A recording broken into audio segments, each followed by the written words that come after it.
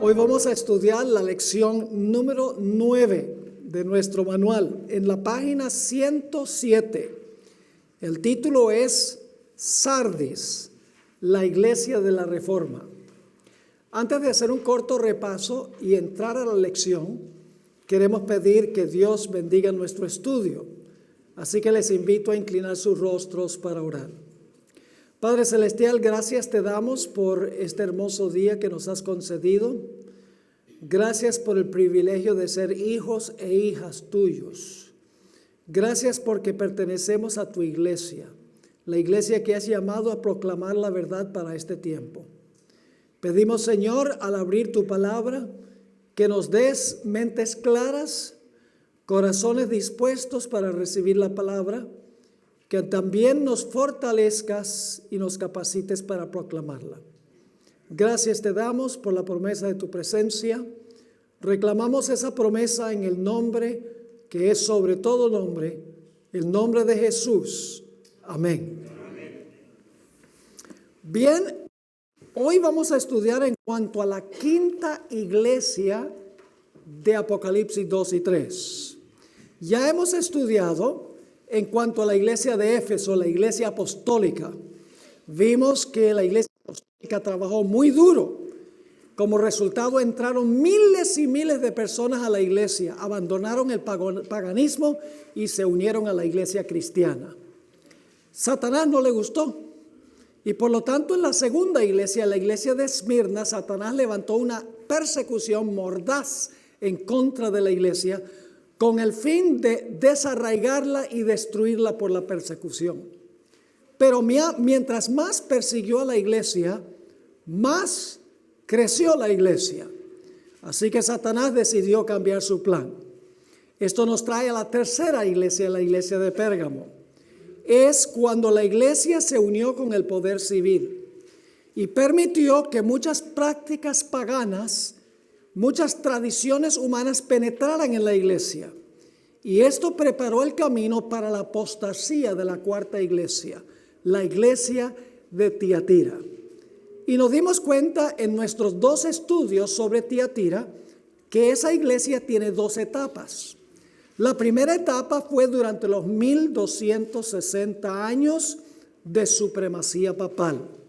Se cumplió durante ese tiempo la historia de Elías simbólicamente. Pero nos dimos cuenta que ese sistema, representado por Jezabel, el papal que gobernó por 1260 años, al final de su periodo recibió una herida mortal. Y desde ese tiempo no ha podido comportarse como se comportó en el pasado. Pero la Biblia dice que su herida mortal se sanará y luego vendrá la segunda etapa de Tiatira. Nuevamente Jezabel, simbólicamente hablando, se levantará para hacer lo que hizo en el pasado. Ahora, queremos estudiar hoy en cuanto a la iglesia de Sardis. Es la iglesia del periodo posterior a la Reforma Protestante. El título del tema es La iglesia de la Reforma, pero en realidad el enfoque principal tiene que ver con lo que ocurrió en la iglesia después de la Reforma Protestante. Vamos a leer primero el pasaje como se halla en Apocalipsis 3, 1 al 6. No vamos a poder cubrir todo el material, pero por eso es importante que tengan el manual para leer las citas que no vamos a poder leer por la premura del tiempo. Dice en Apocalipsis 3, 1, escribe el de la iglesia de Sardis, el que tiene 7 espíritus de Dios y las 7 estrellas, dice esto: yo conozco tus obras, que tienes nombre de que vives y estás muerto. Sé vigilante y afirma las otras cosas que están para morir, porque no he hallado tus obras perfectas delante de Dios. Acuérdate pues de lo que has recibido y oído, y guárdalo, y arrepiéntete, pues si no velas, vendré y no sabrás a qué hora vendré sobre ti. Pero tienes unas pocas personas en Sardis que no han manchado sus vestiduras y en vestiduras blancas, porque son dignas. El que venciere será vestido de vestiduras blancas, y no borraré su nombre del libro de la vida. Y confesaré su nombre delante de mi Padre y delante de sus ángeles. El que tiene oído, oiga lo que el Espíritu dice a las iglesias. Ese es el mensaje a la iglesia de Sardis. La quinta iglesia, la iglesia de la post-reforma, podríamos decir. Tiene que ver con la reforma, pero las características son más bien de el paso de un tiempo después de la reforma protestante. Ahora, primero necesitamos ver algunos detalles en cuanto a la iglesia de Sardis, o la ciudad de Sardis más bien. 600 años antes que Juan escribiera el libro de Apocalipsis, Sardis era una de las ciudades más importantes del mundo antiguo. Era la ciudad capital del reino de Lidia, a donde gobernaba el poderoso Creso. Pero en la época romana, 600 años después, la ciudad había perdido en gran medida su gloria y su prestigio. No era ni la sombra de lo que había sido antes. Su reputación gloriosa yacía tan solo en la memoria de lo que había sido en el pasado. Por esto es que William Ramsey, que dedicó muchos años viajando por Asia Menor, estudiando las 7 iglesias, las 7 ciudades, tuvo algo muy interesante que escribir en cuanto a la iglesia de Sardis. Escribió las siguientes palabras: ninguna ciudad que existía en Asia en esa época denotaba un contraste melancólico tan marcado como la esplendorosa Sardis del pasado y su decadencia en el presente. Un contraste grande. Había sido gloriosa, había sido famosa, había sido grande, pero en la época cuando Juan vivió no era ni la sombra de lo que había sido. Esta característica es muy significativa y nos ayuda a comprender el quinto período de la historia de la iglesia. La iglesia de Sardis representa el periodo primordialmente posterior a la Reforma Protestante. Para este tiempo, la iglesia que tuvo un comienzo no progresó, sino que la iglesia después de la Reforma se estancó. La iglesia de esa época se degeneró hasta caer en un formalismo árido y sin vida. Ahora notemos lo que nos dice la página 108 en la mitad de la página. Apocalipsis 3 y el versículo 1 y 2. Escribe al ángel de la iglesia de Sardis, el que tiene los 7 espíritus de Dios y las 7 estrellas, dice esto: yo conozco tus obras, que tienes nombre de que vives y estás muerto. Ahora se menciona en relación con esta iglesia los 7 espíritus. No hay 7 Espíritus Santo, hay un solo Espíritu Santo. El número 7 indica la plenitud del Espíritu Santo. Es decir, Cristo se presenta a la iglesia de Sardis como el que tiene los 7 espíritus de Dios, o la plenitud del Espíritu Santo. Ustedes recuerdan que en el día del Pentecostés Dios derramó su Espíritu Santo sobre la iglesia. Y la iglesia, como resultado de eso, fue una iglesia viva, una iglesia activa, una iglesia que amaba al Señor Jesús. Pero la iglesia en la época de Sardis había perdido en gran medida el Espíritu. Y como resultado de eso estaba a punto de morir, según nos dice el relato. Lo que más necesitaba esta iglesia era el Espíritu en su plenitud, para que no muriera, sino para que viviera. Elena White lo explicó así en el Comentario Bíblico Adventista, tomo 4, página 1165 y 1166. Sin el Espíritu Santo, sin el aliento de Dios, hay torpeza de conciencia. La pérdida ¿de qué? De vida espiritual. Muchos de los que carecen de vida espiritual tienen sus nombres en los libros de la iglesia, pero no están inscritos en el libro de la vida del Cordero. Puede ser que se hayan unido a la iglesia, pero no están unidos con el Señor.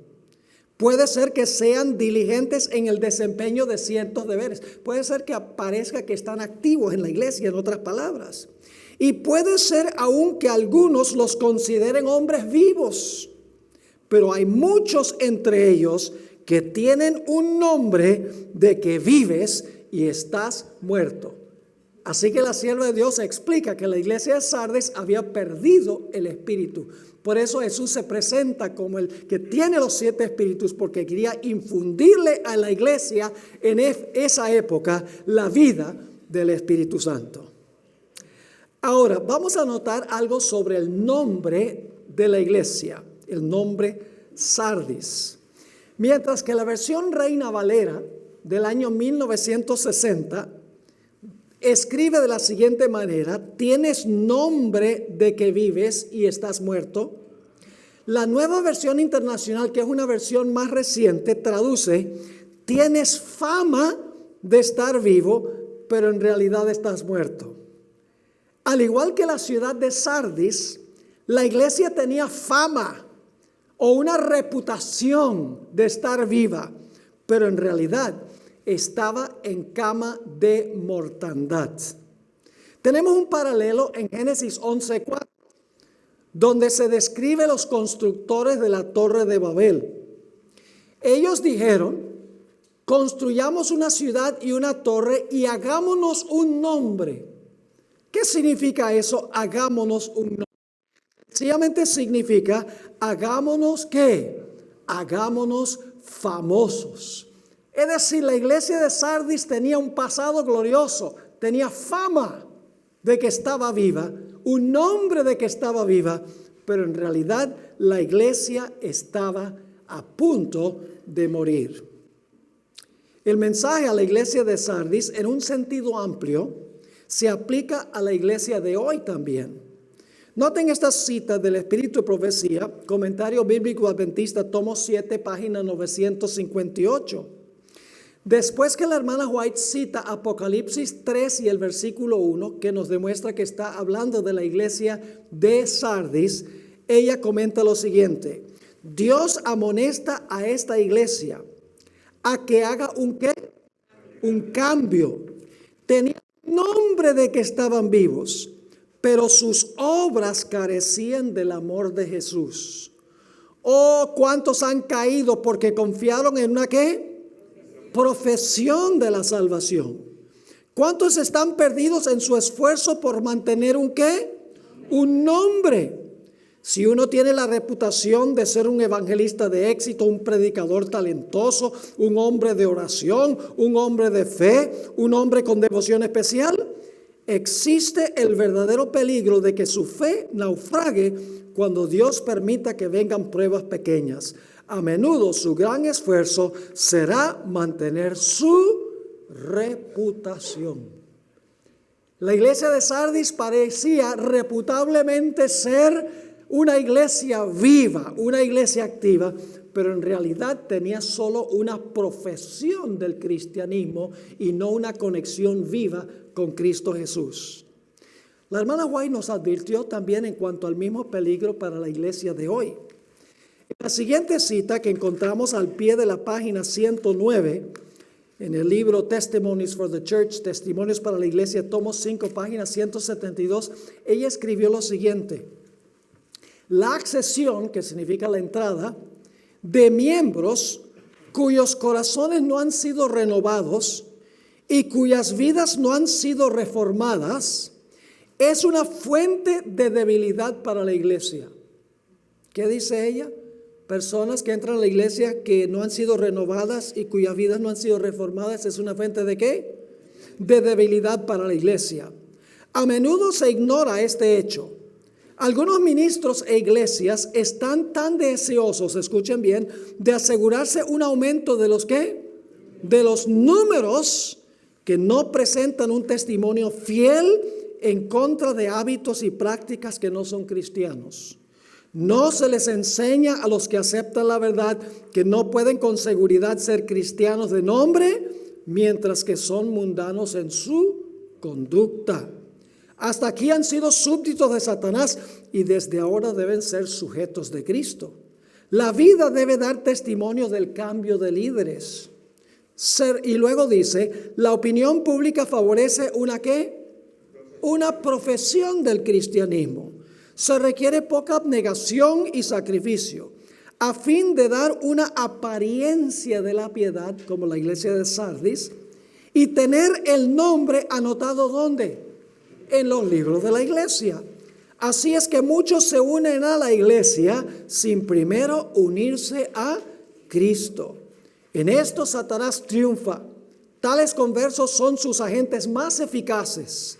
Sirven de señuelos para otras almas. Son luces falsas que arrastran a los desprevenidos a la perdición. Esa es una descripción de lo que fue la iglesia de Sardis. Una iglesia que parecía ser próspera, una iglesia que tenía como patrimonio los grandes reformadores protestantes, una iglesia que tenía credos doctrinales muy hermosos, que parecía estar viva, pero en realidad no había caminado con el Señor y estaba a punto de morir. Estamos en la página 110 ahora. En un sentido más estrecho, la iglesia de Sardis representa el periodo posterior a la Reforma Protestante. La palabra Sardis significa escapando. Y la iglesia de Sardis estaba escapando de las edades oscuras del dominio papal. Estaba escapándose de esa iglesia apóstata.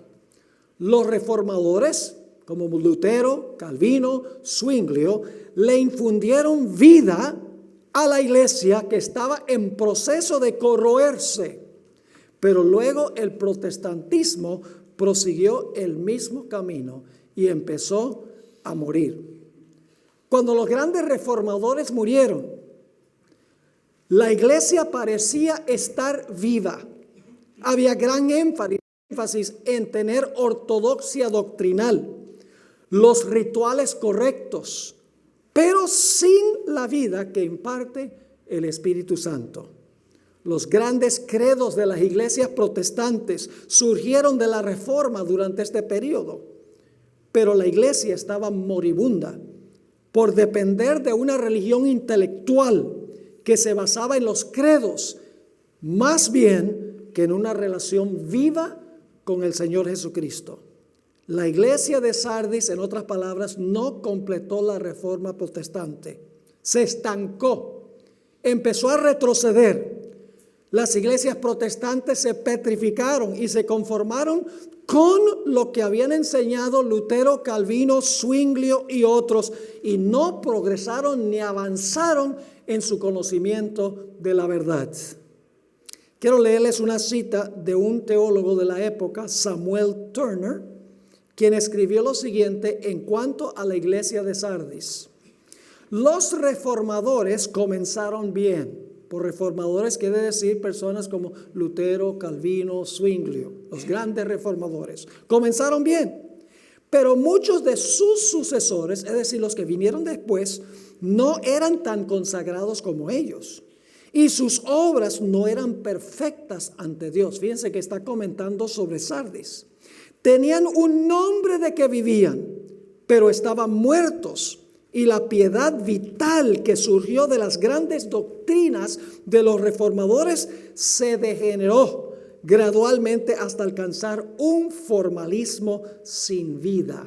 La forma de la piedad, pero sin el poder de la piedad, en otras palabras. Finalmente, en la época de John Wesley, las condiciones, escuchen bien esto, eran tales que muchos de los ministros de las iglesias establecidas, como la presbiteriana, la luterana, la metodista, etcétera, eran borrachos y libertinos. Y entre la gente eran los más degradados, los ministros de las iglesias. Está escribiendo este hombre. Hombres como los Wesley, Whitefield, los puritanos y los pietistas comenzaron a protestar en cuanto a esta situación con tal celo y unción del Espíritu de Dios que introdujeron un periodo de reavivamiento y alcance misionero simbolizado por las condiciones de la iglesia de Filadelfia, que es la próxima iglesia que vamos a estudiar. Es decir, cuando la iglesia estaba a punto de morir, hubo un gran reavivamiento en la siguiente iglesia, la iglesia de Filadelfia. Otro individuo escribió lo siguiente en cuanto a la condición de la iglesia de Sardis. Este hombre, John Robinson, se despidió de los peregrinos cuando vinieron de Holanda al este de los Estados Unidos y les dijo las siguientes palabras: hermanos, dentro de muy poco tiempo vamos a separarnos y solo el Señor sabe si viviré para volver a ver vuestros rostros. Pero sea cual fuere lo que el Señor disponga, yo os encomiendo a Él y os exhorto ante Dios y sus santos ángeles a que no me sigáis más allá de lo que yo he seguido a Cristo. Si Dios quiere, ahora escuchen esto, si Dios quiere revelaros algo por medio de alguno de sus instrumentos, estad prontos a recibirlo como lo estuvisteis para recibir la verdad por medio de mi ministerio. Pues seguro estoy de que el Señor tiene, ¿qué cosa? Más verdades y más luces que sacar de su santa palabra. Es decir, los reformadores no tenían todo. Cuando se despidió dijo, si alguien enseña una verdad que no se ha descubierto, recíbanla. Otro individuo, D. Neal, escribió lo siguiente: por mi parte, no puedo deplorar lo suficiente la triste condición de las iglesias reformadas que han llegado a un punto final en su religión y no quieren ir más allá de lo que fueron los promotores de su reforma. No quisieron progresar, en otras palabras. No se puede hacer ir a los luteranos más allá de lo que Lutero vio. Y a los calvinistas ya no los veis manteniéndose con tenacidad en el punto en que los dejó el gran siervo de Dios, que no logró ver todo. Es esta una desgracia por demás digna de lamentar, pues por más que en su tiempo fueron luces que ardieron y brillaron, es decir, los reformadores, no llegaron a penetrar ¿qué? Todos los planes de Dios. Y si vivieran hoy, estarían tan dispuestos a recibir la luz adicional como lo estuvieron para aceptar la primera que les fue dispensada. ¿Están captando el vistazo de lo que fue la iglesia después de la Reforma Protestante? Ahora, Elena White tiene un comentario largo y siempre es un riesgo leer porque la gente se distrae, pero lo que ella escribió es tan espectacular que necesito leer los comentarios que hizo Elena White sobre esta iglesia de Sardis. Sus comentarios están en el libro Historia de la Redención, página 370 a la página 372. Y me voy a dar el lujo de leerlo porque yo no puedo describirlo tan bien como lo describió Elena G. White. Dice así, está al pie de la página 111. La reforma no terminó con ¿quién?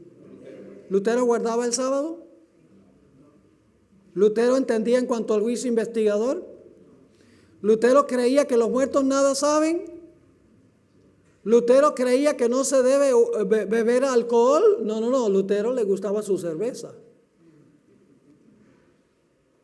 Pero Lutero no tenía toda la luz. Así que dice, la reforma no terminó con Lutero, como algunos suponen. Debe continuar hasta el fin de la historia del mundo. El reformador tenía una gran obra que hacer al reflejar sobre los demás la luz que Dios había permitido que resplandeciera sobre él, pero no recibió toda la luz que se debía dar al mundo. Desde esa época hasta ahora continuamente ha estado brillando ¿qué cosa? Nueva luz sobre las Escrituras y se han ido desarrollando constantemente ¿qué? Nuevas verdades. Lutero y sus colaboradores llevaron a cabo una noble tarea en favor de Dios, pero como salieron de la Iglesia Católica, como habían creído ellos mismos sus doctrinas y las habían defendido, no se podía esperar que descubrieran de golpe todos sus errores. Su obra consistió en romper las cadenas de Roma y dar la Biblia al mundo. Pero había importantes verdades que no descubrieron y graves errores a los cuales no renunciaron. La mayor parte de ellos continuaron guardando el domingo, junto con otras festividades católicas. Es verdad que consideraron que su observancia no se basaba en una autoridad divina alguna, pero creyeron que había que guardarlo por ser un día de culto generalmente aceptado. Hubo algunos entre ellos, sin embargo, que honraron el sábado del cuarto mandamiento. Entre los reformadores de la iglesia debe darse un lugar de honor a los que se levantaron para vindicar una verdad generalmente ignorada, inclusive por los protestantes. Es a saber, los que sostuvieron la validez del cuarto mandamiento y la obligación de guardar el sábado de la Biblia. Cuando la Reforma rechazó las tinieblas que habían reposado sobre toda la cristiandad, aparecieron en muchos lugares los observadores del sábado. Los que recibieron las grandes bendiciones de la Reforma, ahora escuchen, aquí viene la clave. Los que recibieron las grandes bendiciones de la Reforma no avanzaron por la senda tan noblemente trazada por Lutero. De cuando en cuando surgieron unos pocos. Interesante que en la iglesia de Sardis hay unos pocos. Vamos a ver en unos momentos que eran fieles. De cuando en cuando surgieron unos pocos fieles para proclamar nuevas verdades y poner en evidencia errores acariciados por largo tiempo. Pero la mayoría, como los judíos de los días de Cristo, o los católicos de los tiempos de Lutero, se contentaron con creer como sus padres y vivir como ellos vivieron. Por eso mismo la religión de nuevo degeneró en formalismo y se retuvieron y albergaron algunos errores y supersticiones que debieran haber sido eliminados si la iglesia hubiera continuado avanzando a la luz de la palabra de Dios. De ese modo, el espíritu suscitado por la Reforma, gradualmente, ¿qué sucedió? Murió, porque no avanzaron. Hasta que llegó a haber tanta necesidad de reforma en las iglesias protestantes como la había habido la iglesia católica en tiempos de Lutero. Se manifestó el mismo espíritu de somnolencia, el mismo respeto por las opiniones de los hombres, la misma actitud de mundanalidad, el mismo reemplazo de las enseñanzas de la palabra de Dios por teorías humanas. Se fomentaron el orgullo y la ostentación, cubriéndolos con la capa de la religión. Las iglesias se corrompieron al aliarse con el mundo. De ese modo se degradaron los grandes principios por los cuales Lutero y sus colaboradores hicieron tanto y sufrieron tanto. Cuando Satanás se dio cuenta de que había fracasado en su intento de aplastar la verdad por medio de la persecución, de nuevo recurrió al mismo plan de transigencia por medio del cual había producido la gran apostasía y la formación de la iglesia de Roma. Indujo a los cristianos a aliarse, esta vez no con los paganos, sino con quienes, al adorar al Dios de este mundo, demostraron ser idólatras también. Satanás ya no pudo mantener más la Biblia fuera del alcance de la gente. Había sido puesta al alcance de todos, pero indujo a miles a aceptar falsas interpretaciones y teorías carentes de fundamento, sin escudriñar las escrituras para aprender la verdad por sí mismos. Corrompió las doctrinas de la Biblia y logró que se arraigaran tradiciones que iban a provocar la ruina de millones. La iglesia sostenía y defendía esas tradiciones en lugar de luchar por la fe que una vez fue entregada a los santos. Y mientras permanecían totalmente inconscientes con respecto a su condición y a su peligro, La iglesia y el mundo rápidamente comenzaron a aproximarse al periodo más solemne e importante de la historia de la tierra, es a saber, el periodo de la manifestación del Hijo del Hombre. ¿Están captando cuál era la situación de la iglesia de Sardis? Una iglesia que tuvo un glorioso comienzo. A los reformadores Dios les reveló grandes verdades, pero la iglesia no progresó. Se conformó con lo que había sucedido en el pasado, igual que la ciudad de Sardis era una ciudad gloriosa en un tiempo, y en el presente del Imperio Romano la gente se acordaba del pasado, cuando en realidad en el presente la ciudad de Sardis estaba moribunda.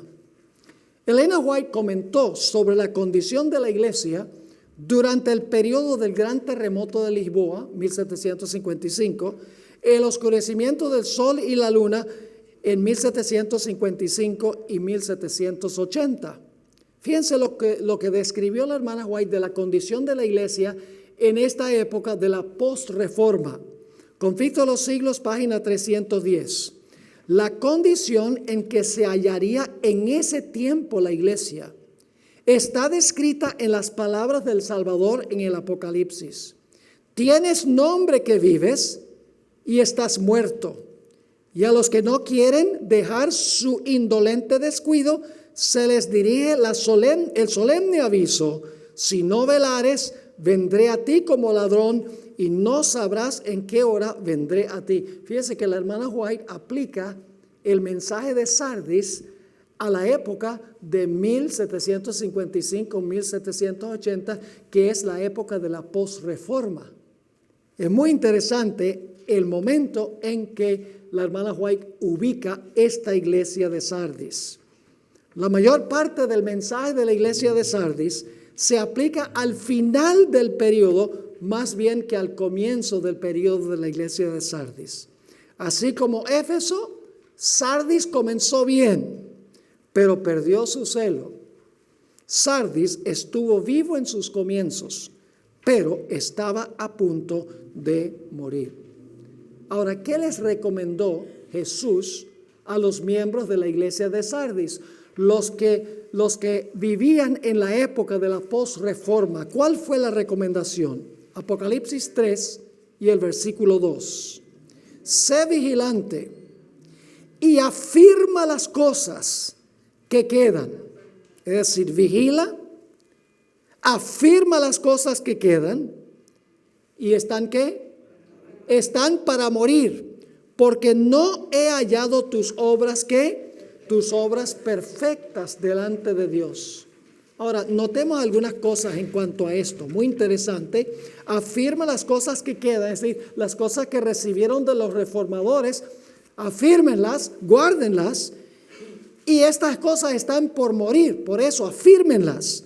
Y luego Dios dice, no he hallado sus obras perfectas delante de Dios. Ahora, esa expresión, no he hallado tus obras perfectas, como se aplica a Sardis, puede tener dos diferentes interpretaciones que se complementan en realidad. Estamos en la página 114 de nuestro manual. La primera posibilidad es que la iglesia de Sardis de aquella época, de la posreforma, decía tener fe, pero no tenía las obras que produce la fe. Es decir, los miembros estaban diciendo, Señor, Señor, estaban reclamando la justicia de Cristo, pero no iba acompañada esa fe y esa justicia de Cristo con buenas obras. La iglesia enseñaba que las obras no tienen nada que ver con la justificación y que la santificación ocupa un lugar secundario. La iglesia necesitaba el mensaje de Santiago, el capítulo 2. Porque sus obras no eran perfectas. Ahora, ¿qué significa que sus obras no eran perfectas? Noten Santiago 2 y el versículo 22. Santiago 2, 22. Dice aquí, ¿no ves que la fe hizo qué? Actuó juntamente con sus obras, y que la fe se perfeccionó por las obras? Yo pregunto, ¿la fe es perfecta sin obras? No. ¿Tenía la iglesia de Sardis el problema de que sus obras no eran perfectas? Claro que sí, porque su fe no producía ¿qué? Obras. Porque si estamos justificados, Lutero dijo que cuando recibimos a Cristo ya no tenemos que preocuparnos. Noten lo que dice el mismo Lutero. No entendía la relación entre la fe y las obras. Muy bien. Él no le gustaba la epístola de Santiago.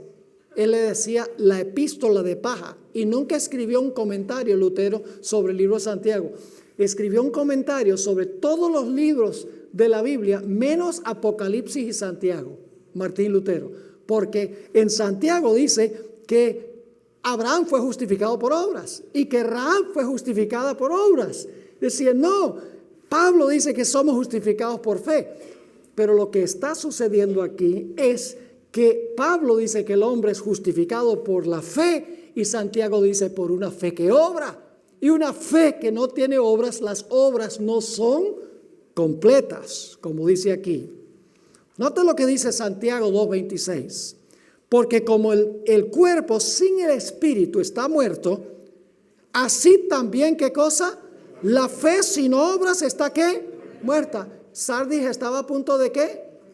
De morir porque sus obras no eran ¿qué? Perfectas. Porque no era una fe que obraba. Tenía mucha fe en Cristo. Decía, sí, cuando yo creo en Cristo, una vez salvo, siempre salvo. Pero sus obras no complementaban su fe.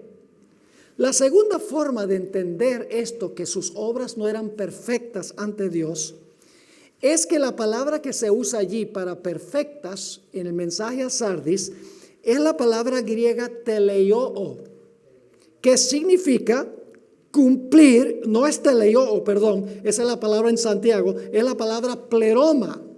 La palabra pleroma, como se usa en el mensaje a Sardis, significa cumplir o completar. ¿Qué problema tenía la iglesia de Sardis? La iglesia de Sardis no completó la reforma protestante. Se conformó meramente con lo que enseñaban los reformadores protestantes y no completó o no cumplió plenamente la reforma que Dios esperaba que la iglesia hiciera. La reforma protestante, estamos en la página 115, la reforma protestante estaban a punto de morir y los miembros necesitaban afianzar, fortalecer y aferrarse de lo que quedaba para que no murieran. Estaban a punto de morir porque no completaron o terminaron la obra que Dios les encomendó. Parafraseándolo, dice, estás a punto de morir porque tus obras no están completas. No has completado la reforma. Te estancaste y te quedaste a donde te dejó Lutero, donde te dejaron Lutero, Calvino, Zwinglio, etc. También el Señor Jesucristo le dice a la iglesia de Sardis que vele. Los evangelios y el libro de Apocalipsis amonestan al pueblo de Dios a velar. Ahora, nos ayuda a entender un poco este asunto de velar por la ubicación geográfica de la iglesia, de la ciudad de Sardis. La ciudad de Sardis quedaba en un cerro tan escarpado que los habitantes de la ciudad decían que la ciudad era inexpugnable, es decir, no se podía vencer. Sus defensas naturales parecían ser su mayor protección. Sin embargo, en su historia, la ciudad de Sardis cayó 2 veces. Cayó en el año 549, cuando la conquistó Ciro el Persa, y cayó en el año 218 a.C., conquistada por Antíoco. ¿Cómo es que estos grandes líderes militares pudieran conquistar la ciudad de Sardis? Sencillamente, de noche subieron el escarpado precipicio y cuando llegaron a la ciudad, los guardias no estaban velando y fácilmente pudieron conquistar la ciudad. Por eso es que el Señor Jesucristo le recomendó a Sardis, a la iglesia, vela, no sea que el enemigo te logre conquistar. Es como lo dijo el apóstol Pablo, el que crea estar firme, mire que no caiga. Dicho sea de paso, el verbo que se usa en Apocalipsis 3:2, donde dice vela, en realidad es un tiempo continuo y es un imperativo, es decir, es un mandato. Lo que está diciendo Jesús aquí a la iglesia es, sigue velando. Noten 1 de Pedro 5 y el versículo 10, a donde se explica lo que significa afirmar. Aquí el apóstol Pedro escribió lo siguiente, y nos da varios sinónimos para entender lo que significa afirmar. Mas el Dios de toda gracia, que nos llamó a su gloria eterna en Jesucristo, después que hayáis padecido un poco de tiempo, Él mismo os que perfeccione. Ahí está la misma palabra afirmar que se usa con la iglesia de Sardis. Perfeccione, afirme, ¿qué más? Fortalezca y ¿qué más? Establezca. Entonces, ¿qué significa afirmar? Significa perfeccionar, fortalecer y ¿qué más? Y establecer. Pablo también escribió en 2 de Tesalonicenses 3 y el versículo 3 y 4. Pero fiel es el Señor que os, ¿qué? En la misma palabra, afirmará y ¿qué más? Y guardará del mal. Y tenemos confianza respecto a vosotros en el Señor, en que hacéis y haréis lo que os hemos mandado.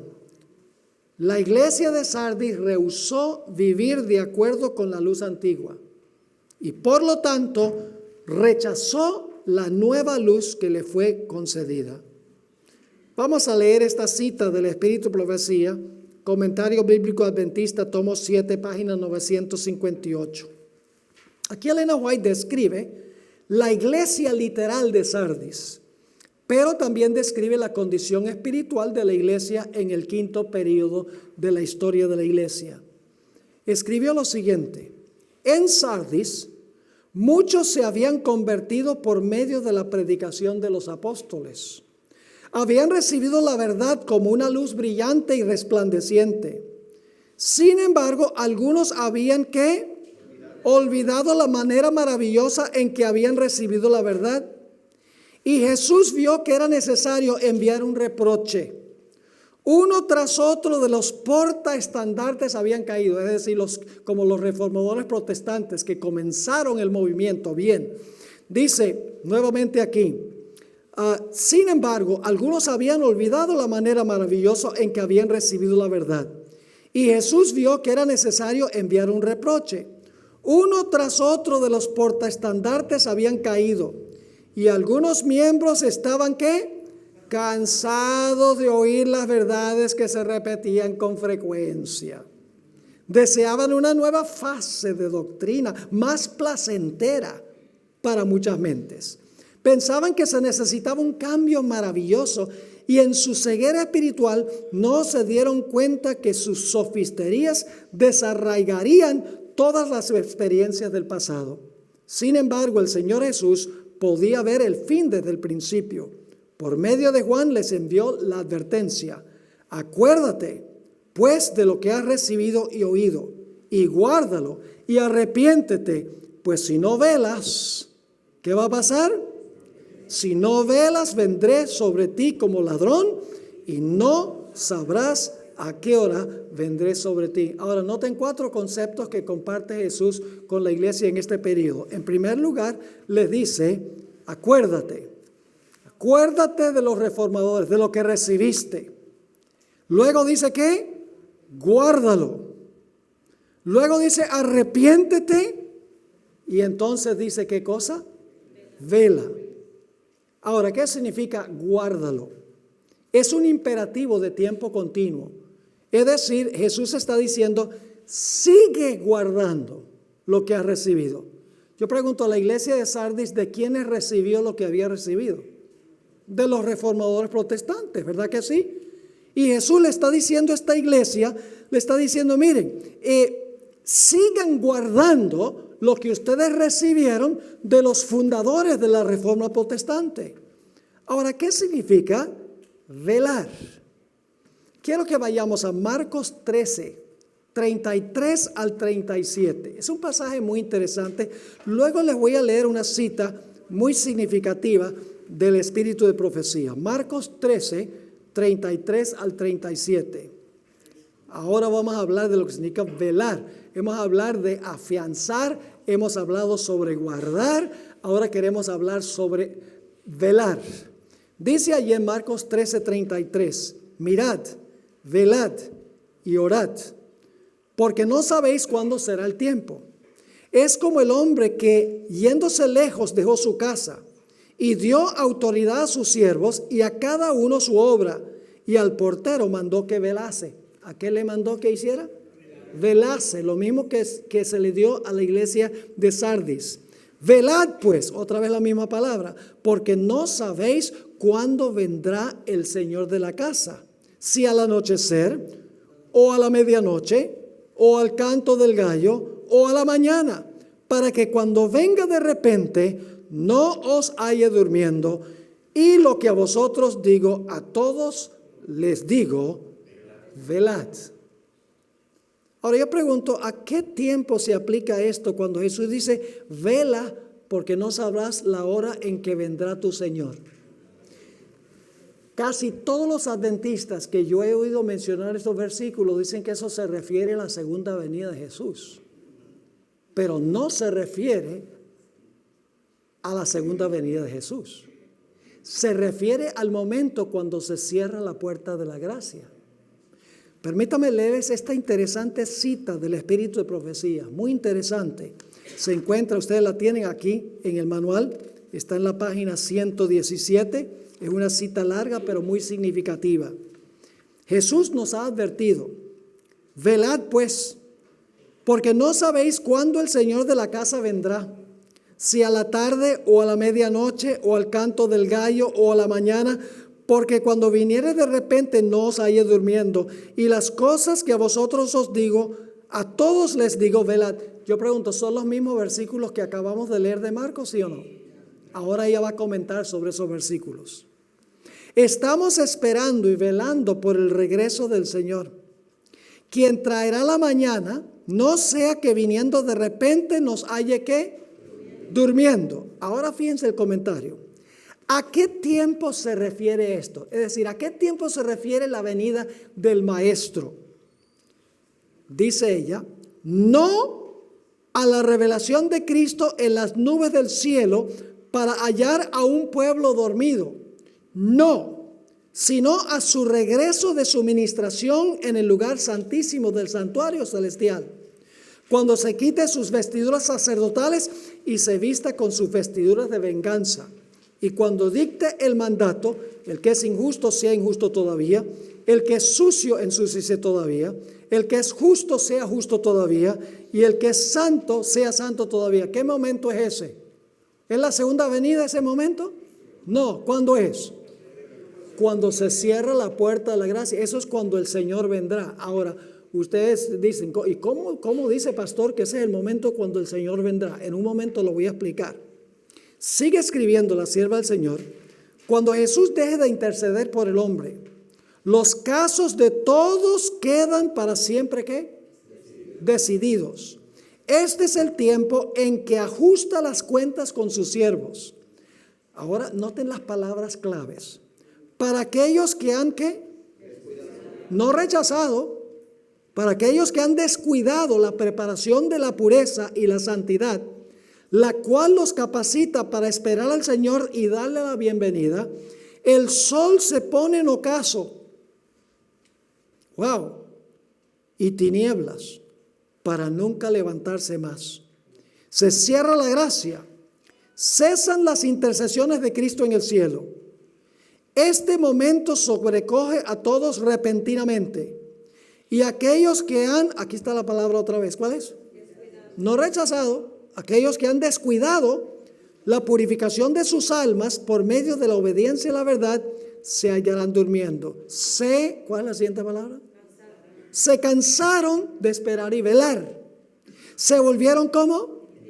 Indiferentes en cuanto a la venida de su maestro. No anhelaban su venida. Pensaban que no era necesario, ¿qué cosa? Velar continuamente y con perseverancia. Habían sido chasqueados en sus expectaciones y podrían serlo de nuevo. Pensaban que había aún suficiente tiempo para despertar. Querían estar seguros de no perder la oportunidad de acumular tesoros terrenales. Había seguridad en acumular de este modo todo lo que pudieran. Y mientras procuraban este objetivo, perdieron toda ¿qué? Ansiedad e interés en la venida de su maestro. Se volvieron, otra vez las palabras claves, ¿qué cosa? Indiferentes y descuidados, como si la venida del maestro estuviera aún muy lejos. Pero mientras su interés estaba sepultado en sus ¿qué? En sus ganancias mundanales, la obra cerró en el santuario celestial y no estaban listos. Si tan solo hubieran sabido que la obra de Cristo en el santuario celestial iba a concluir tan pronto, cuán cuidadosamente hubieran ¿qué? Velado. El maestro anticipó todo esto y les da una advertencia oportuna en el mandato de velar. Claramente afirma que su venida será ¿qué? Repentina. No mide el tiempo, no sea que descuidemos la preparación en el presente y en nuestra indolencia demoremos nuestra preparación hasta el momento en el futuro cuando creemos que Él vendrá. Velad pues, porque no sabéis. Ahora dice, pero pastor, ¿cómo dice usted que la venida del maestro es el cierre de la gracia y no la segunda venida de Jesús? Le voy a dar una ilustración para que lo puedan entender. Jesús dijo que Él va a venir como ladrón, y yo creo que no vamos a alcanzar a cubrir este punto, pero más adelante en el mensaje a la iglesia de Sardis, Jesús dice, yo voy a venir como ladrón. Ahora, vamos a pensar un momentico de eso. Ladrón en la noche, generalmente Jesús dice. ¿Cuántas etapas tiene la venida del ladrón para las personas que están en la casa? Tiene 2 etapas. Ustedes dicen, ¿cómo es eso? Bueno, quiero que se imaginen un día bien frío en Bakersfield. Está en 25 grados afuera. Llegan de trabajar bien duro todo el día y comen una cena, se sientan a ver las noticias, se quedan como dormidos. Ya me voy a ir a acostar. Y se meten debajo de las cobijas bien calienticas. Y después que están debajo de las cobijas, ¡ay! Se me olvidó trancar la puerta. ¡Ay! Está tan calientico aquí debajo de estas cobijas. Yo llevo 25 años viviendo en esta casa y nunca ha venido el ladrón y deja la puerta sin trancar. Sorpresa, sorpresa, esa noche llega el ladrón. Mientras que la persona está durmiendo en la casa. Llegó el ladrón. Yo pregunto, ¿el que está durmiendo lo sabe? No, porque no está velando, no se preparó. El ladrón llegó. ¿Cuándo descubre el que está durmiendo que el ladrón vino? Cuando se despierta por la mañana, pero es demasiado tarde. La puerta de la gracia se va a cerrar antes que Jesús venga. Para todo el mundo. Y los que no están velando no lo sabrán, sino hasta que vean a Cristo Jesús viniendo en las nubes del cielo con poder y gloria, pero será demasiado tarde. ¿Entienden lo que significa la venida del maestro? La venida del maestro tiene 2 etapas. Primero, cuando cierra la puerta de la gracia, va al lugar santísimo para cerrar la puerta de la gracia, y luego cuando viene por segunda vez en poder y gloria. Lo mismo sucedió antes del diluvio. Yo pregunto, ¿cuándo se perdieron los que estaban fuera del arca? ¿Cuando se cerró la puerta o cuando comenzó a llover? Cuando se cerró la puerta estaban perdidos, ¿sí o no? ¿Sabían que estaban perdidos? No, ¿cuándo lo supieron?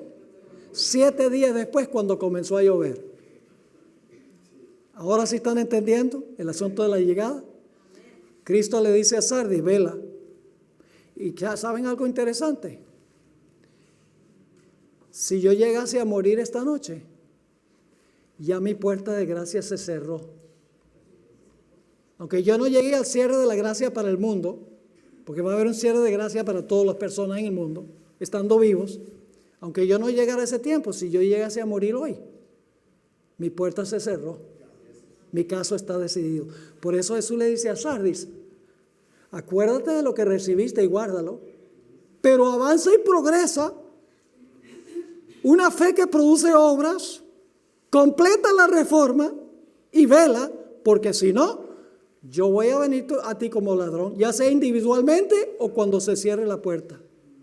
Y ya será demasiado tarde.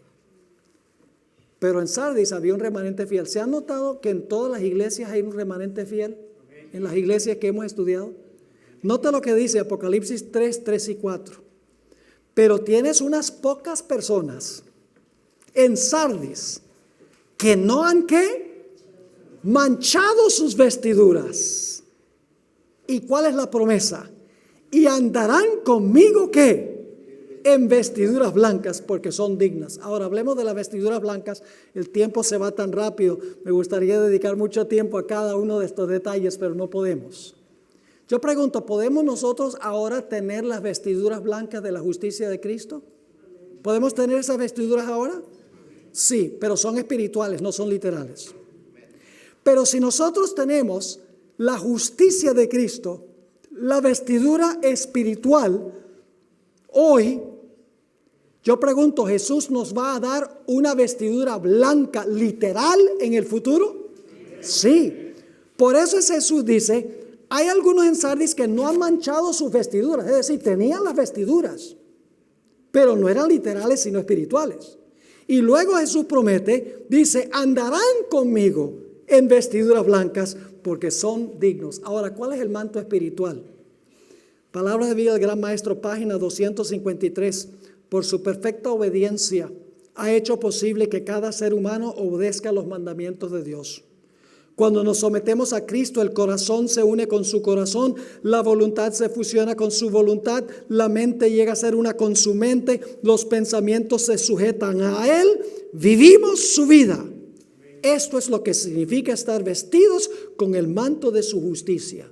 Entonces, cuando el Señor nos contempla, Él ve no el vestido de hojas de higuera, no la desnudez y deformidad del pecado, sino su propia ropa de justicia, que es la perfecta obediencia a la ley de Jehová.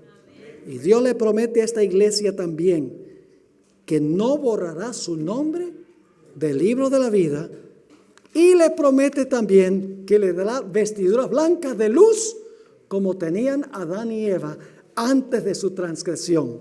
Esto está en la página 120. ¿Entendieron lo que es el mensaje a la iglesia de Sardis? Tenemos que progresar y avanzar en nuestra vida espiritual.